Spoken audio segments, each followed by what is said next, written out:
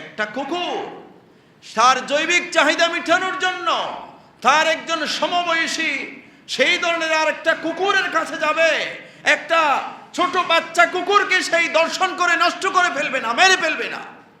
কুকুর শুকুর বন্য প্রাণীর থেকে নিকৃষ্ট, যারা দর্শনের মতো, শিশু নিপীড়নের মতো, বলৎকারের মতো এই ধরনের গৃহীত কাজগুলি, অগর্হিত কাজগুলি, নিন্দিত কাজগুলি যারা করে, সবাই বলুন নাউজুবিল্লাহ। অপরাধ এত বাড়ছে, আমাদের মানুষরূপী জানোয়ার দিন দিন বৃদ্ধি পাচ্ছে সারা দেশে, সারা জায়গায়, সব জায়গায়। একজন শিশু কারো কাছে নিরাপদ নয়, একজন নারী আর একজনের কাছে নিরাপদ নয়। আরেকটি গুরুত্বপূর্ণ কথা, মহিলা মাদ্রাসা আছে বহু জায়গায়, মহিলা হোস্টেল আছে। একজন মহিলা হজে গেলে তার সাথে একজন মহরিম থাকতে হয়, একজন মহরিম থাকতে হয়।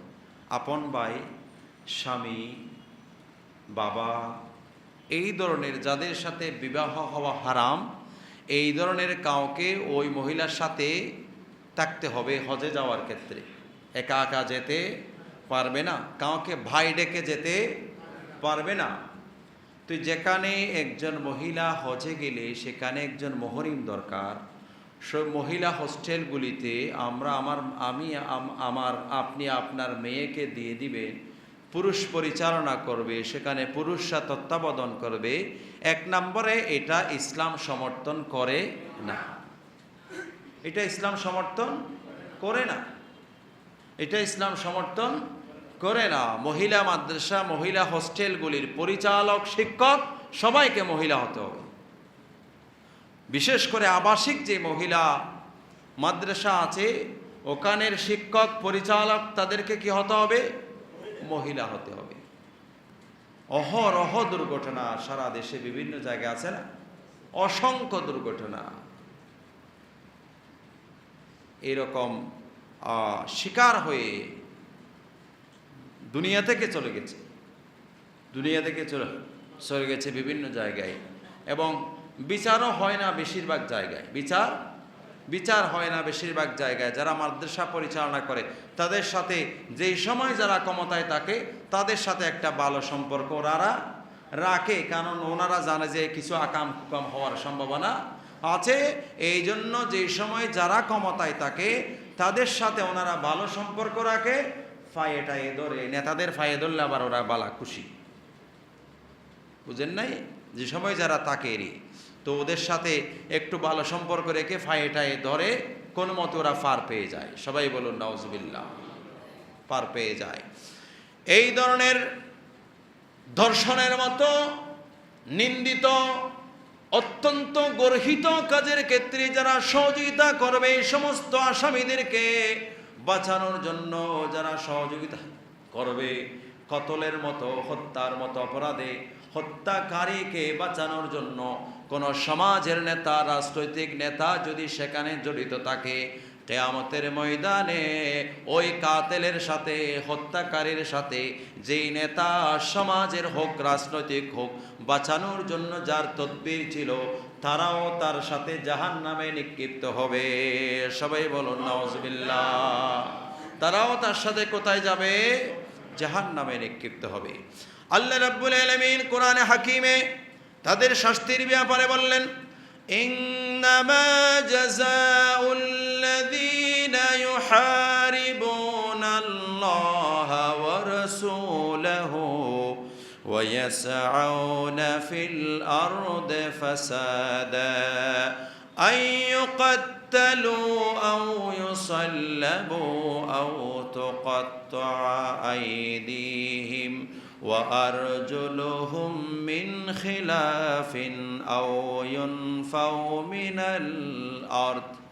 আল্লাহ রাব্বুল আলামিন বললেন, ইন্নামা জাযাউল্লাযীনা ইউহারিবুনাল্লাহা ওয়া রাসূলাহু, যারা আল্লাহ এবং রাসূলের সাথে যুদ্ধ করে, আল্লাহ এবং রাসূলের সাথে যুদ্ধ করে, ওয়ায়াসাউনা ফিল আরদি ফাসাদা, জমিনে ফাসাদ সৃষ্টি করে, দর্শনের মতো গর্হিত কাজ করে, সন্ত্রাসের মতো গর্হিত কাজ করে, জঙ্গিবাদের মতো গর্হিত কাজের মধ্যে জড়িত, জঙ্গিবাদের সাথে জড়িত, সন্ত্রাসের সাথে জড়িত, দর্শনের সাথে জড়িত এই জাতীয় যারা কাজ করে, রব্বুল আলামিন বললেন তাদের শাস্তি হলো তাদেরকে তোমরা কতল করবে, অথবা শুলিতে ছড়িয়ে তাদের মৃত্যু নিশ্চিত করবে, অথবা বিপরীত দিক থেকে তাদের হাত পা গুলা কর্তন করে দেবে এবং দেশ থেকে তোমরা দেশান্তর করে দেবে। এইগুলা হচ্ছে তাদের শাস্তি, এটা হচ্ছে তাদের শাস্তি। কোরআনুল কারীমের আয়াত সূরা মায়েদা। আমাদের দেশে যদিও মৃত্যুদণ্ডের বিধান আছে, বেশিরভাগ ক্ষেত্রে হয় না, বেশিরভাগ ক্ষেত্রে হয় না। অনেক সময় আদেশ পর্যন্ত যায়, এরপরে বেক আসে, আবার অনেক সময় ওই যাবজ্জীবন পর্যন্ত যায়। শিশু দর্শনকারীর বিচার, এখান থেকে বেক আসে, 5-7 বছর 8 বছর 10 বছর জেল কেটে তারপরে কি হয়ে যায়, বের হয়ে যায়, আরেক জায়গায় গিয়ে সেই ইমামতি করে, মাদ্রাসায় চাকরি করে। সে একজন রেফিস্ট, সে দর্শক, সমাজের কাল্পিক, সেই সবচেয়ে বড় জালেম, আল্লাহ এবং রাসূলের বিধানের বিরুদ্ধে যুদ্ধ করেছে সে।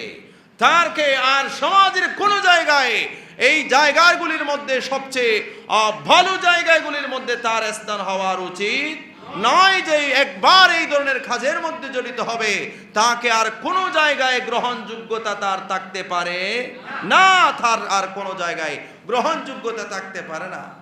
আর তো নামাজ একখানা ফরা ফরার জিজ্ঞ বক হয় না, আল্লাহ আকবর আল্লাহ আকবর আল্লাহ আকবর ফরি ফেলিলাম গ্যালগুপুরে, না বুঝো, ফরি ফেলিলাম গ্যালগুপুরে, জিজ্ঞ বক হয় না, ফরি ফেলিলাম গ্যালগুপুরে, খোদারা মেলা মারি দি ফেলিলাম, ললি লগবো ন ললি ন লগবো, আরে কি ভাই, নাউজুবিল্লাহ বলে। বেছে বেছে পড়তে হবে, বেছে বেছে খেতে হবে, বেছে বেছে পড়তে হবে, বিচার বিশ্লেষণ করতে হবে। আল্লাহ বুঝার তৌফিক দান করুন।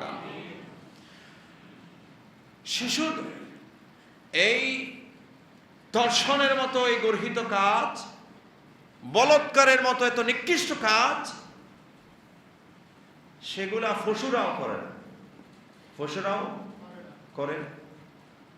কুকুর, শুকুর, বন্য প্রাণী যারা আছে তাদেরও একটা জৈবিক চাহিদা আছে, আছে না? তাদের জৈবিক চাহিদাগুলি তাদের সমাজজাতীয় উপযুক্ত বয়সে উপযুক্ত এই ধরনের কারো কাছে গিয়ে সেই জৈবিক চাহিদা তারা পূরণ করে। কোন বন্য প্রাণী, কোন শিশু, ছোট বাঘ, একজন অবালেক প্রাপ্তবয়স্ক বাঘ, কোন শিশু বাঘকে আমাদের মানুষের মতো করে দর্শন করে মেরে ফেলবে না, এটা তাদের কাছে নাই। একটা কুকুর তার জৈবিক চাহিদা মেটানোর জন্য তার একজন সমবয়সী সেই ধরনের আর একটা কুকুরের কাছে যাবে, একটা ছোট বাচ্চা কুকুরকে সেই দর্শন করে নষ্ট করে ফেলবে না, মেরে ফেলবে না। কুকুর, শুকুর বন্য প্রাণীর থেকে নিকৃষ্ট যারা দর্শনের মতো, শিশু নিপীড়নের মতো, বলৎকারের মতো এই ধরনের গৃহীত কাজগুলি, গর্হিত কাজগুলি, নিন্দিত কাজগুলি যারা করে, সবাই বলুন নাউজুবিল্লাহ। এরা সমাজে বেঁচে থাকার অধিকার তাদের কাছে আল্লাহ রাখে নাই, সমাজে বেঁচে থাকার অধিকার আর তাদের কাছে নাই। আল্লাহ রাব্বুল আলামিন, আল্লাহর হাবিব সরকারে দো আলম সাল্লাল্লাহু আলাইহি ওয়াসাল্লাম একজন মানুষের ইজ্জত, একজন মুসলমানের ইজ্জত আর একজন মুসলমানের কাছে আমার নবী বিদায় হজ্জের ভাষণে কত সুন্দর করে বলেছেন, ইন্না দিমাআকুম ওয়া আমওয়ালাকুম ওয়া আরাদাকুম আলাইকুম হারামুন কাহুরমাতি ইয়াউমিকুম হাযা ফি বালাদিকুম হাযা ফি শাহরিকুম হাযা। এ আমার উম্মত শুনো, নিশ্চয় তোমাদের পরস্পরের রক্ত, পরস্পরের সম্পদ, পরস্পরের সম্মান আলাইকুম হারামুন, একজনের আরেকজনের উপর হারাম। সম্মানের কি রকম সম্মানের? আজকের দিনের মতো, ইয়ম আরাফার দিনের মতো, এই বাইতুল্লাহর মতো, এই বাইতুল্লাহর মতো, ইয়ম আরাফার দিনের মতো, এই হজের মাসের মতো। হজের মাস যেমনি ভাবে মুসলমানের কাছে, মুমিনের কাছে অতি সম্মানের, বাইতুল্লাহ যেভাবে মুমিনের কাছে অতি সম্মানের, ইয়ৌম আরাফার দিন যেভাবে মুমিনের কাছে অতি সম্মানের, আমার নবী বলেন তোমরা পরস্পরের সম্মানও একজনেরটা আরেকজনের কাছে অতি সম্মানের। বাইতুল্লাহর মতো, ইয়ৌম আরাফার মতো, জিলহজ মাসের মতো। আল্লাহু আকবার। আমরা তো পরস্পর তো দূরের কথা, একজন শিশুকে মেরে ফেলছি, একজন শিশুকে মেরে ফেলতেছি, একটা ছোট বাচ্চা মেয়েকে প্রেগন্যান্সি হয়ে গেছে। কি সমাজ, কি বর্বর সমাজ, কি সমাজের চেহারা আমাদের। লা হাওলা ওয়ালা কুওয়াতা ইল্লা বিল্লাহ। আল্লাহর হাবিব বললেন, উম্মত আমার, ইত্তাকি দাওয়াতাল মাজলুম, মাজলুমের বদদুয়াকে ভয় করো। ফাইন্নাহু লাইসা বাইনাহা ওয়া বাইনাল্লাহি হিজাবুন। মাজলুমের দোয়া, মাজলুমের বদদুয়া, সেটা আল্লাহর কাছে বেলা হেজাবে উপস্থিত হয়। তা মাজলুমের বদদুয়া এবং আল্লাহর মাঝখানে কোনো পর্দা থাকে না, সাথে সাথে আল্লাহর দরবারে পৌঁছে যায়। এটাকে তোমরা ভয় করো। আল হায়াউ মিনাল ঈমান, লজ্জাশীলতা সেটা ঈমানের অংশ। এটা উঠে গেছে সমাজে। আপনাদের কথা কি বলবো, আমাদের অবস্থা খারাপ। বিভিন্ন জায়গায় বহু মৌলবীরা রোকেয়া সেন্টার খুলেছে। কি সেন্টার? রোকেয়া সেন্টার খুলেছে। সেখানে রোকেয়া সেন্টার খুলে নারীরা সেখানে আসে, জাটফুক করার জন্য আসে। তো সেখান থেকে মাঝে মাঝে যাকে মন চায় বিয়ে শাদিও করে ফেলে, কিছুদিন পরে আবার তালাকও দিয়ে দেয়। এটা ও আমাদের চট্টগ্রামের বাসায় কিচ্ছা বলতো না, ইঁদুরের বিয়ে। দান মৌসুমের আগে নাকি কয়টা বিয়ে করে আবার পরে ছেড়ে দেয়। মৌলভী সাহেব রোকেয়া সেন্টার করেছে, সেখানে নারীরা আসা যাওয়া করে, সেখান থেকে যাকে মন চায় বিয়ে করে, আবার কিছুদিন পরে ছেড়ে দেয়। আবার যাকে মন চায় বিয়ে করে, আবার কিছুদিন পরে ছেড়ে দেয়। সেইগুলা ফেসবুকে ফলো আপ করে প্রচার করে, আমি 2টা করেছি, আমি 3টা করেছি, আমি 4টা করেছি। কি নির্লজ্জ বেহায়া! ইসলামকে মানুষের কাছে কিভাবে ঠাট্টা মশকরায় উপস্থাপন করা হচ্ছে। এদেরকে আবার আমরা বুজুর্গ মনে করি, অনেকে হায়ার করে নিয়ে যায় বিভিন্ন জায়গায়। বুজুর্গ, এদেরকে বুজুর্গ মনে করি, এদেরকে বুজুর্গ মনে করি। সবাই বলুন নাউজুবিল্লাহ। আফসোস, এইরকম বহু সংবাদ আমরা বিভিন্ন মাধ্যমে পাচ্ছি। আপনারাও যারা এগুলা দেখেন, আপনারাও পাচ্ছেন। সুতরাং আল্লাহ যেন আমাদেরকে হেফাজত করে। আমাদের এই কথাগুলো হয়তো তাদের কানে যাবে না, কিন্তু আমরা এখানে যারা আসছি, সাহাবায়ে কেরাম জাহেলি যুগের কিছু বিষয় আলোচনা করতেন। কেন করতেন? সেই গর্হিত কাজের প্রতি যেন কলবে ঘৃণা জন্ম হয়, সেই অন্যায়ের প্রতি যেন প্রবল ঘৃণা জন্মে, সেটার জন্য করতেন। তেমনিভাবে আমরা ওই গর্হিত কাজগুলি আলোচনা করার মাধ্যমে সেগুলার প্রতি আমাদের কলবে দৃঢ় ঘৃণা জন্ম হবে। সেখান থেকে আমরা বেঁচে আছি। আল্লাহ যেন মৃত্যু অবধি বেঁচে থাকার আল্লাহ তৌফিক দান করেন, আমিন। আল্লাহর হাবিব সাল্লাল্লাহু আলাইহি ওয়াসাল্লাম হাদিসে পাক ইরশাদ করেন, আন আব্দুল্লাহ ইবনে ওমর রাদিয়াল্লাহু আন লাযাওয়ালুদ দুনিয়া হুয়ানু আলাল্লাহি মিন কতল রাজুলিন মুসলিমিন। আমার নবী বলেন, আল্লাহর কাছে দুনিয়া ফানা হয়ে যাওয়া, দুনিয়া শেষ হয়ে যাওয়ার চেয়ে কোন মুসলমানকে কতল করাটা আরো বেশি আল্লাহর কাছে কঠিন। দুনিয়া ফানা হয়ে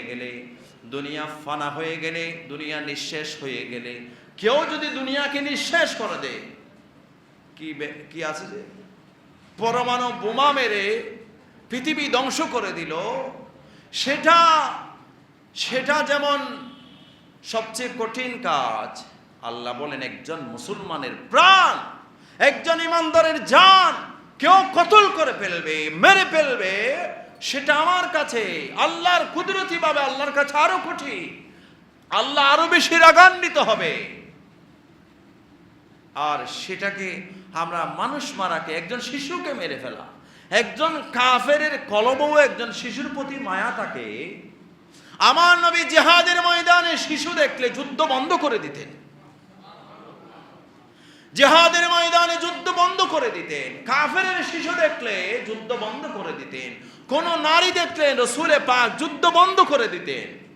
আমি এখানে শিশু হত্যা করার জন্য আসি নাই, কোন নারীকে হত্যা করার জন্য আসি নাই।